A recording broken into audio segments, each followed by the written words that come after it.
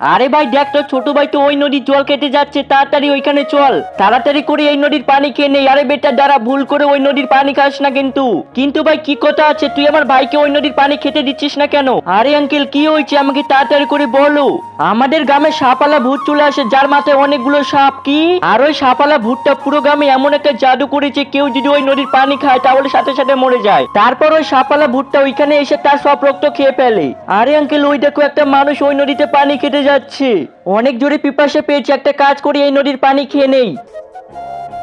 আমার এটা কি হচ্ছে? হা হা। আরে আঙ্কেল দেখো, ওই মানুষটা তো মরে যাচ্ছে, আর ওই সাপালা ভূতটাও চলে এলো রক্ত খেতে। কিছু একটা করো তাড়াতাড়ি। হ্যাঁ হ্যাঁ হ্যাঁ, তাড়াতাড়ি চল, সবাই ওর কাছে।